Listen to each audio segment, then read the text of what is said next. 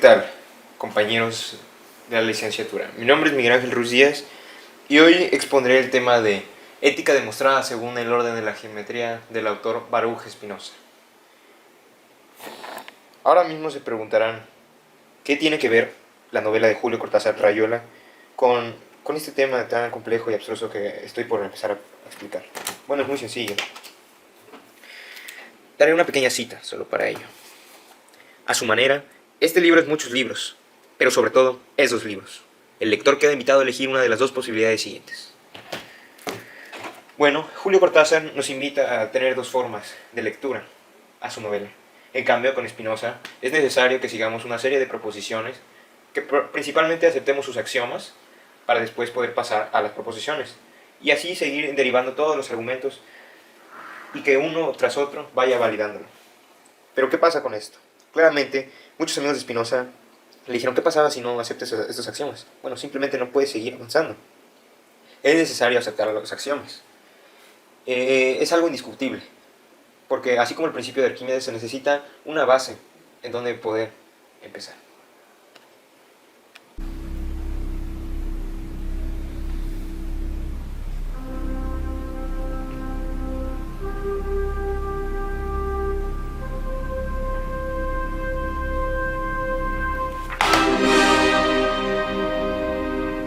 Quinta parte. De la potencia del entendimiento o de la libertad humana. Dentro del video de hoy explicaré 4 proposiciones y su escolia. Esto con el fin de dar con un nuevo conocimiento, a partir de cómo conocemos y cómo este orden de conocimiento que podemos adquirir puede afectar a nuestro ánimo. Así que primero daré las 4 proposiciones, pero cada proposición, así como lo mencioné con Rayuela, hay que dar un salto atrás. Si, por ejemplo, yo estoy en la proposición 20 de la parte 5, me pide esa misma proposición para ser demostrada que me regrese a la proposición 3 de la parte 3. Así que será algo muy usual que verán en este video. Esto lo hago solo como una nota, como un aviso, para que no terminen en una cierta confusión y se pregunten por qué hago esto. Sin más ni menos, comenzamos. Empezaremos por la proposición 6. Un momento, olvidé mencionarles un detalle particular, que sería la definición del Dios de Spinoza. A comparación del Dios trascendente que es de los católicos, el Dios de Spinoza es un Dios inmanente. ¿A qué me refiero con esto? Inmanente es que que pertenece a un ser o a un conjunto de seres y que no es el resultado de una acción exterior a ellos. Espero hayan entendido bien esa definición. Los dejo con el video. Muchas gracias.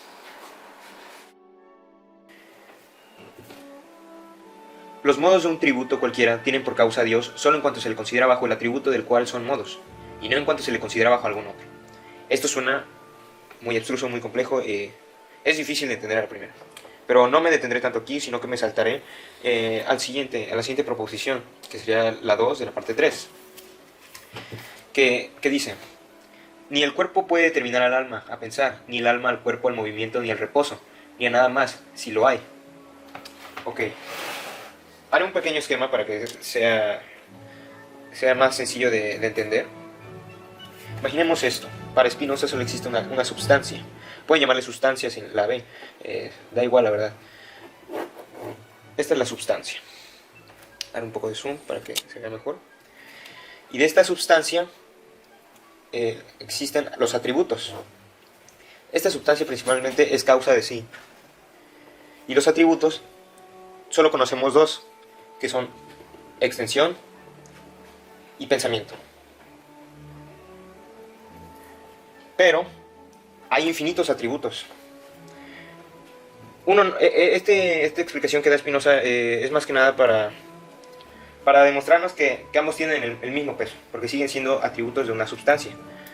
Y de cada atributo vienen los modos. Imaginemos que cada atributo deja 3 modos. De la extensión, ojos, manos, disculpen la letra que sea algo desagradable, y cabello. Estos 3 modos los conocemos de forma material, así que más que nada podríamos dejarlo en el lado material. Mientras tanto, el pensamiento vendrían siendo las ideas. La idea que yo tengo de un niño, de un perro, o inclusive la idea que tengo sobre la física. Entonces aquí estamos en lo mental. Ambos existen. Ninguno tiene más peso que el otro, sino que simplemente son modos de la substancia. Son modos de cada atributo de la substancia. Ahora, ¿a qué llegaba con esto? En la proposición 2 dice: ni el cuerpo puede determinar al alma a pensar, ni el alma al cuerpo al movimiento, ni al reposo, ni a nada más, si lo hay. El alma, que vendría siendo del atributo pensamiento, no puede determinar al cuerpo, que sería de la extensión material. Sería un modo, ¿no? Uno no puede determinar al otro. Pero esto es así porque Spinoza se da cuenta que existe ese problema de cómo se relacionan las sustancias. Por eso Spinoza advierte que hay una sustancia, porque si hubiera miles de sustancias, ¿cómo se relacionarían entre ellas? Entonces, tenemos que recordar bien el principio de razón suficiente, ¿ok? Todo efecto tiene una causa. Y claro, el cuerpo y el alma tienen una causa, que vendría siendo del cuerpo la extensión y del alma el pensamiento. Pero esos dos atributos no son causa de sí mismo. Es la substancia lo que es causa de sí mismo. No hay nada antes de la substancia. Por eso es necesaria la substancia. Esto lo explico. Esto viene siendo de la parte 1 de Dios. Pero es necesario entenderlo ahora para poder seguir avanzando. Bien, he explicado la proposición 6 de la parte 2. Así que no será necesario que les explique el corolario de la parte 6, de su proposición 6. Daré lo que es de la proposición 7. Voy a leer primero la proposición. El orden y conexión de las ideas es el mismo que el orden y conexión de las cosas. Ideas y cosas, recordemos, ideas vendría siendo del atributo del pensamiento y las cosas serían de la extensión. Bien, dice corolario. De aquí se sigue que la potencia de pensar de Dios es igual a su potencia actual de obrar. Esto es, todo lo que se sigue formalmente de la naturaleza infinita de Dios. Todo ello se sigue objetivamente en Dios, en el mismo orden y con la misma conexión de la idea de Dios. ¿Ok? Daré una pequeña explicación de ciertos términos. Potencia y esencia deben entenderse como uno mismo en Spinoza. Viene siendo como el conatus, ese perseverar, esa fuerza que se tiene, porque Dios actúa mediante su esencia con los atributos. Son infinitos atributos, pero por el momento solo podemos captar dos, que son extensión y pensamiento. Así que tienen el mismo orden, o sea, del mismo orden, como expliqué anteriormente, va del mismo orden cómo nos llegan los modos, cómo nos llega la esencia de Dios, es de la misma manera, orden y conexión. En principio de razón viene ese orden y conexión, porque lo material está conectado a la extensión está conectada a la sustancia, o sea que existe orden y conexión. Bien, hemos entendido esta parte, así que puedo saltar a la proposición 1 de la parte 5. Bien, primero daré una pequeña explicación de los axiomas. Son solo dos, realmente no se utilizan mucho en las 4 primeras proposiciones que veremos, pero no pierdo nada por explicárselas. Dice, si en un mismo sujeto se excitan dos acciones contrarias, deberá ocurrir necesariamente una mutación, ya en ambas, ya en una sola de ellas, hasta que dejen de ser contrarias. Esto es sencillo, y daré un pequeño dibujo para que se entienda mejor. Imaginemos dos esferas. La esfera 1, la esfera 2, una es contraria de otra. Ok. Spinoza nos dice que una de ellas va a cambiar, o ambas, ¿ok? Pero que dejarán de estar en constante una forma activa, porque se están excitando, por así decir. Así que o el uno cambia y acepta el 2, o ambos cambian y se aceptan mutuamente. Eso vendría siendo el axioma número 1. Muy bien, ahora explicaré el axioma 2. Es un poquito más complejo. Dice, la potencia de un efecto es definida por la potencia de su causa, en cuanto su esencia se explica o define por la esencia de su causa. ¿Ok? Daré un pequeño dibujo para que se entienda mejor. Dijimos el efecto. El efecto se encuentra encerrado. Voy a hacer un poco de zoom. El efecto se encuentra encerrado dentro de la causa. Pero esto es solo si su esencia se explica por la esencia de su causa. O sea, lo que les expliqué en momentos anteriores en cuanto a los atributos.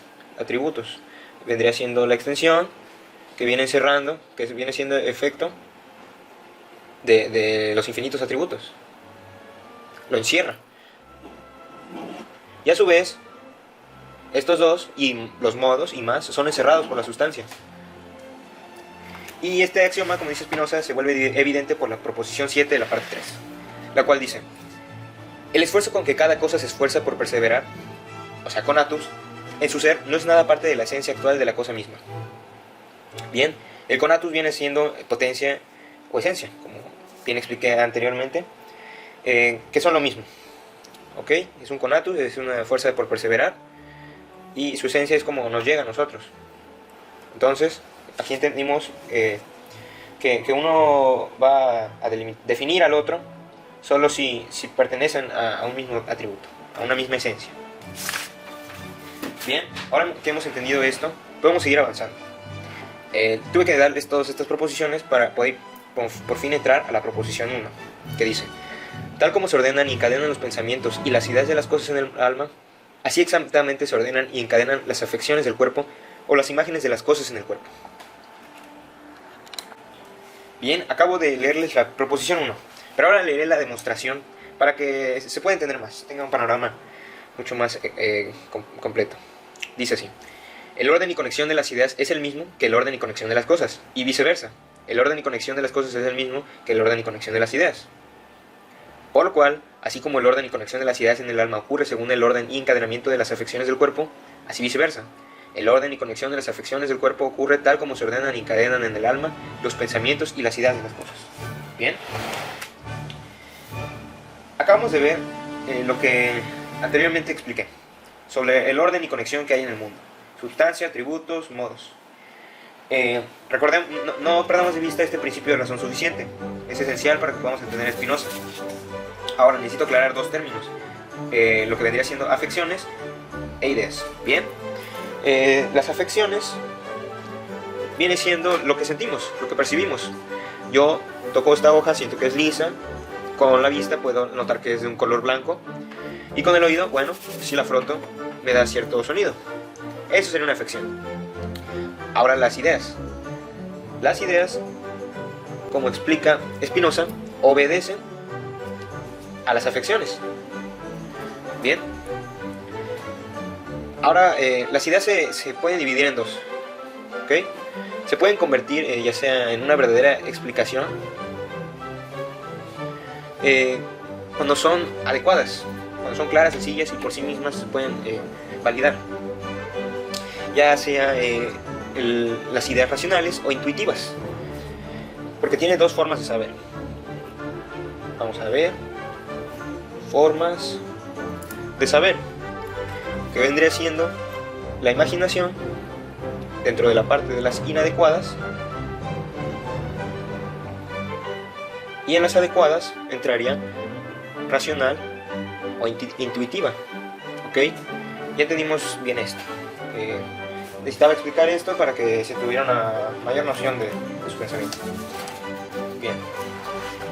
Esta proposición nos dice, bueno, sí nos dice algo, pero casi nada acerca de la conclusión a la que llegaremos. Así que necesitamos saltar a la próxima proposición, la cual es la proposición 2, que dice, esta es más sencilla. Dice: si una conmoción del ánimo, o sea, un afecto vendría siendo la idea que se tiene de la afección. Dice: la separamos del pensamiento de una causa externa y la unimos a otros pensamientos, se destruirán el amor o el odio a la causa externa, como asimismo las fluctuaciones del ánimo que nacen de estos afectos. Esta proposición es más sencilla y también la voy a explicar con unos dibujos. Bien. Ok, Spinoza nos dice que un afecto, tenemos el afecto, vamos a poner aquí un atache de que separamos ese afecto de su causa externa. Recordemos que el amor y el odio para Spinoza, el amor viene siendo un afecto, tener conciencia de su causa externa. Por ejemplo, yo tengo amor por cierta comida porque me da placer y tengo conciencia de su causa externa. Y en su contra sería el odio, que sería lo mismo, pero es lo que me está haciendo sufrir. Yo soy consciente de lo que me hace sufrir y conozco esa causa externa. Bien, dice: si a una conmoción del ánimo, o sea, un afecto, la separamos de su causa externa, pero la unimos con otro pensamiento, bien, se destruirá el amor o el odio, porque eliminamos la causa externa. Bien, acabamos de eliminar la causa externa y la cambiamos por otro pensamiento. Amor y odio desaparecen. Bien, entonces seguiré con la próxima proposición. Bien, ahora daré la proposición 3 de la parte 3. Esto lo hago igual para poder entender la proposición 3 de la parte 5. Como verán, es algo confuso, pero es necesario para la comprensión de este tema. Es sencillo. Dice: las acciones del alma nacen de las solas ideas adecuadas, pero las pasiones dependen de las inadecuadas solas. Esto viene siendo como grados de perfección, ¿ok? Recordemos, ya les dije lo que son ideas adecuadas e ideas inadecuadas, ¿ok? Seguiré con la próxima proposición, ¿ok? Es la proposición 8, la parte 2. Dice: las ideas de las cosas singulares o modos no existentes deben estar comprendidos en la idea infinita de Dios, tal como las esencias formales de las cosas singulares o modos están contenidas en los atributos de Dios. Esto es como lo mismo que expliqué sobre los atributos, los modos y el pensamiento, ¿ok? La extensión y pensamiento. Ustedes realmente no pueden ver, percibir mis ideas, porque pertenecen al atributo del pensamiento, pero no por ello deja de existir. Como expliqué anteriormente, ambos están en la sustancia de Dios. Bueno, Dios es la sustancia, y ambos están en ella, por lo tanto existen. Y como dijimos, es necesaria la existencia de Dios, porque si tomamos el principio de razón suficiente, notaremos que no se puede ir al infinito, debe haber una causa de sí mismo, una primera causa. Esto ya lo habrán visto o escuchado con Aristóteles y su primer motor, o inclusive con Tomás de Aquino. Bien, entonces, no podemos afirmar que una idea no existe. Una idea podría venir siendo un modo del pensamiento, solo porque no lo percibamos. Claro que existe, y es gracias a estos infinitos atributos de Dios. Ahora tomo el corolario de la proposición 9, que así es como Spinoza nos dice que vayamos leyendo este texto.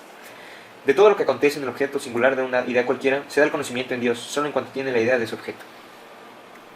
¿Ok? Aquí ya nos estamos metiendo más con la epistemología, que es exactamente la materia para la que expongo. Ok, dice: todo lo que acontece en el objeto singular podría ser inclusive esta pluma, pero de una idea cualquiera se da el conocimiento de Dios, solo en cuanto se tiene la idea de ese objeto. Yo necesito tener la idea de una pluma para poder tener la idea de Dios. O sea, necesito necesariamente conocer algo para poder conocer a Dios. Porque si yo conozco este libro, no su contenido, simplemente como esta forma material, yo sé que viene siendo efecto de algo más. Yo quise un libro, adquirí un libro, y aquí está. Y entonces me voy así, me puedo ir infinitamente, como dice Spinoza.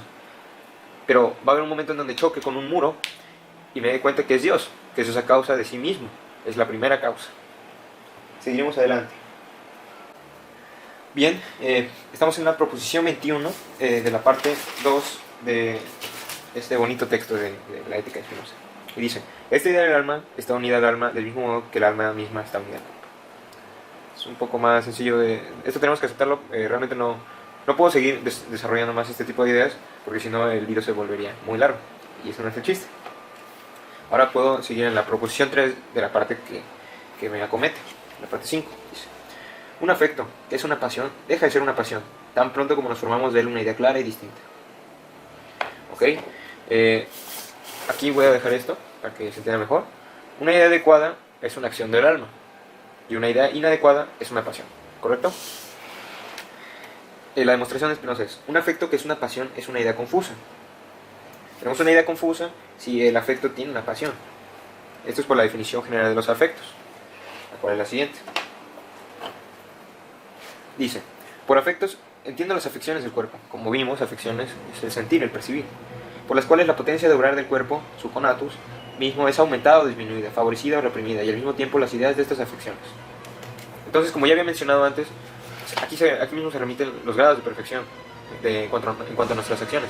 Hemos estado viendo hasta el momento cómo es que aprendemos gracias a este orden y conexión, cómo es que conocemos a Dios gracias a ese orden y conexión de causa y efecto. Y por lo mismo, se pueden ordenar las ideas. Si hay un orden material que conocemos, que podemos percibir por las afecciones, de igual manera hay uno para los pensamientos. Ok, dice, un afecto es una pasión que es una idea confusa. Y allí la definición de afectos, dice, sí, pues de este afecto nos formamos una idea clara y distinta. Esta idea no tendrá con el afecto mismo en cuanto se refiere al alma sola, sino una diferencia de razón. Por tanto, el afecto dejará de ser una pasión. Si tenemos conciencia de lo que es esta idea, tendremos una idea adecuada, porque una idea adecuada, como recordarán, es algo sencillo y que se valida por sí mismo. Entonces, si una idea adecuada es igual a una acción del alma, y la idea inadecuada, que sería lo que no conocemos, sería la pasión, pero si ya conocemos lo que es esa idea, entonces tenemos una acción del alma, se elimina la pasión. Y el corolario diría, un afecto está, pues, tanto más en nuestra potestad, y el alma padece tanto menos en virtud de él cuanto más conocido nos es. Porque si nos es más conocido, nos es más sencillo. Recordemos todos estos mitos que existen, en especial aquí en México. Nosotros vemos una sombra y no conocemos lo que es. No es sencillo poder dar una explicación de aquella sombra que no conocemos, que no vemos. En cambio, si encendemos la luz del cuarto y vemos que esa sombra viene siendo una mera mochila, bueno, nos daremos cuenta de que realmente era algo sencillo. ¿Ok? Seguiré con las demás proposiciones. Hola, ¿qué tal? Quiero hacer una pequeña digresión antes de seguir con este tema. Acabamos de ver lo que es la proposición 3 en cuanto a las ideas adecuadas e inadecuadas. Voy a dar unas pequeñas citas de esta hermosa novela de Gabriel García Márquez, 100 años de soledad, pero esto es para hacer el tema un poco más ameno y que se tenga una cierta referencia en cuanto a un ejemplo claro. Esta parte de la novela me gustó mucho, la verdad, me dejó pensando. Y dice así. Voy a quitar el zoom. Pero la India les explicó que lo más temible de la enfermedad del insomnio no era la imposibilidad de dormir, pues el cuerpo no sentía cansancio alguno, sino su inexorable evolución hacia una manifestación más crítica, el olvido. Quería decir que cuando el enfermo se acostumbraba a su estado de vigilia, empezaba a borrarse de su memoria los recuerdos de la infancia, luego el nombre y la noción de las cosas, y por último, la identidad de las personas, y aún la conciencia del propio ser, hasta hundirse en una especie de idiotez sin pasado. Bien, esta es una enfermedad que explican en la novela, se llama la peste del insomnio, en donde una persona está contagiada y va contagiando a los demás de esta peste del insomnio, hasta que nadie tiene sueño. Todos se mantienen en un estado de vigilia, pero al estar en este estado de vigilia empiezan a olvidar las cosas. Ejemplo, imaginen que yo tengo esta enfermedad. Bueno, voy a empezar a olvidar qué es una hoja, qué es un libro, qué es esta bocina. Así que dan una respuesta a ello muy interesante. Dice, un día estaba buscando el pequeño yunque que utilizaba para laminar los metales, y no recordó su nombre. Su padre se lo dijo, Taz. Aureliano escribió el nombre en un papel que pegó con goma en la base del yunquecito, Taz. Así estuvo seguro de no olvidarlo en el futuro. No se le ocurrió que fuera aquella la primera manifestación del olvido, porque el objeto tenía un nombre difícil de recordar, pero pocos días después descubrió que tenía dificultades para recordar casi todas las cosas del laboratorio. Entonces las marcó con el nombre respectivo, de modo que le bastaba con leer la inscripción para identificarlas. Cuando su padre le comunicó su alarma por haber olvidado hasta los hechos más impresionantes de su niñez, Aureliano le explicó su método, y José Arcadio Buendía lo puso en práctica en toda la casa, y más tarde lo impuso a todo el pueblo. Con un hisopo entintado marcó cada cosa con su nombre, mesa, silla, reloj, puerta, etc. Fue al corral y marcó los animales. Poco a poco, estudiando las infinitas posibilidades de olvido, se dio cuenta de que podía llegar un día en que no reconocieran las cosas por sus inscripciones, pero no se recordara su utilidad. Entonces tuvo que ser más explícito. Bien. ¿Esto con qué fin lo di? Bueno, como vimos en la proposición 2, vimos lo que es la sencillez. Que una idea adecuada es sencilla. Si yo empiezo a olvidar las cosas, pero empiezo a poner notas sobre este objeto, que es una grapadora, pongo una nota. Bueno, es una grapadora y sirve para unir hojas por un pequeño alambre de metal. Están volviendo las cosas más sencillas, más explícitas. No se dejen engañar por la palabra sencillo, sino quedaría mejor que es algo más explícito. Bien, algo que se conoce mejor, porque entre más conozca yo algo, puedo tener una mejor idea adecuada sobre él. Bien, seguiré con las demás proposiciones. Ya solo nos queda la proposición 4, claramente las que se derivan de ella, y terminaré dándole escoria. ¿Qué tal, amigos? Seguiremos con la última proposición, que dice así: no hay ninguna afección del cuerpo de la cual no podamos formar algún concepto claro y distinto. Iremos a la demostración, pero primero necesitamos más bien pasar por la proposición 38 de la parte 2. Aquello que es común a todas las cosas y es igualmente en la parte y en el todo, no puede concebirse sino adecuadamente. Como hemos visto, una idea adecuada, algo que se ha captado de forma adecuada, es lo sencillo, algo simple. Dice, aquello que es común a todas las cosas. ¿Qué es común a todas las cosas que hemos visto hasta ahora? Bueno, una sustancia. A todo lo material es común un atributo, de igual manera las ideas. Pero estos dos atributos tienen algo en común, que viene siendo la sustancia. Por eso dice que aquello que es común a todas las cosas es igualmente en la parte y en el todo. O sea, en la parte, es parte o en el todo lo material. No puede concebirse sino adecuadamente. Esta idea de la sustancia simplemente no la concebiríamos sin la idea de Dios. O sea, sin un racionamiento e intuición. Ahora saltaré a la proposición 16, 25 y 27 de la parte 2. Proposición número 16. La idea del modo cualquiera que sea de que es afectado el cuerpo humano por los cuerpos externos debe implicar la naturaleza del cuerpo humano y al mismo tiempo la naturaleza del cuerpo externo. Para que yo afecte a este pollo de hule, es necesario que lo afecte un determinado cuerpo externo, el cual sería un modo del atributo de la extensión, porque con las ideas no lo puedo afectar realmente, sería con mis propias manos. Ahora saltamos a la 25, que dice: la idea de una afección cualquiera del cuerpo humano no implica el conocimiento adecuado del cuerpo externo. Esto es obvio. A mí me puede dar la luz del sol, lo percibo, pero no por ello ya tengo un conocimiento adecuado. Yo puedo dar una conclusión sobre el sol, que es un pequeño lunar en el espacio, que nos da luz gracias a algún dios, debo adjudicárselo a algo, pero no por ello va a ser una idea adecuada, hasta que haga uso de la razón y la intuición. ¿Okay? Ahora la proposición 27 dice: la idea de una afección cualquiera del cuerpo humano no implica el conocimiento adecuado del cuerpo humano mismo. Bueno, esto es sencillo. El que yo tenga alguna enfermedad y la sienta, pueda percibir, pueda sentirla. Ejemplo, que pueda tener un lunar en la espalda que jamás había tenido. Puedo tocar mi espalda, verme en el espejo y ver el lunar, pero no por ello conozco la razón de ese lunar. Bien, ahora sí podemos empezar con la proposición 4. No hay ninguna afección del cuerpo de la cual no podamos formar un concepto claro y distinto. Lo que es común a todas las cosas no puede concebirse sino adecuadamente, como ya lo he explicado. Por tanto, no hay ninguna afección del cuerpo de la cual no podamos formar un concepto claro y distinto.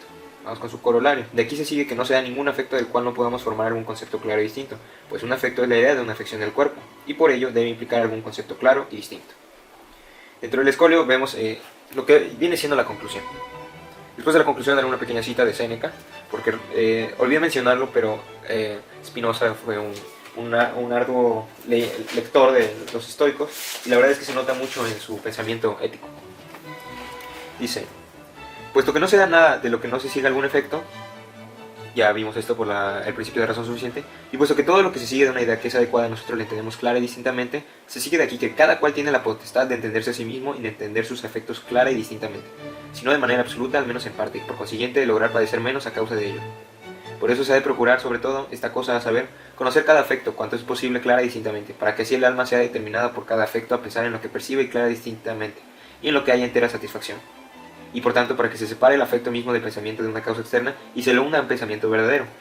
Esto ya lo vimos en la proposición 2. Como recordarán, si eliminamos la causa externa que está junto a un afecto, bueno, se elimina el amor, el odio.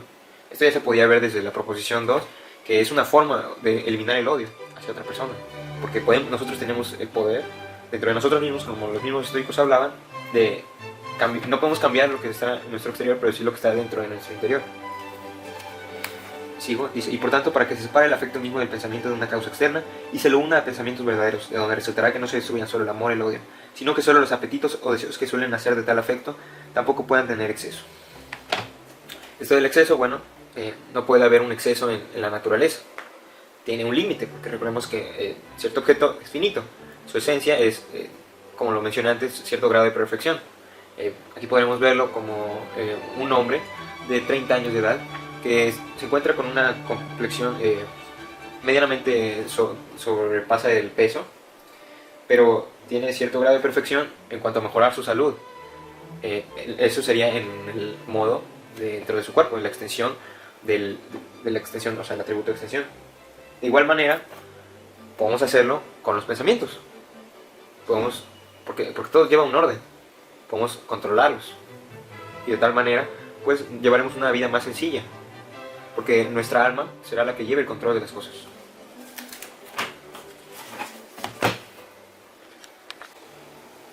Esto fue la quinta parte de la ética demostrada según el orden de la geometría. O sea, de la potencia del entendimiento o de la libertad humana. Daré la cita para terminar. Lo que ves que acontece a los niños, eso mismo nos acontece a nosotros, niños mayorcitos. Ellos a las personas que aman, a las que se han habituado, con las que juegan, si las ven enmascaradas, se asustan. No solo a hombres, sino a los objetos hay que quitar la máscara y devolverle su propio rostro.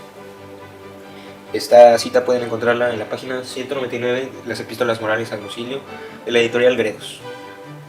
Fue un gusto para mí haberles explicado este hermoso y maravilloso tema, que yo sé que después de esta explicación podrán leerlo y entenderlo, porque al principio puede parecer difícil, pero es cuestión de conocer sus términos. Sin más, sin menos, yo me despido. Muchas gracias.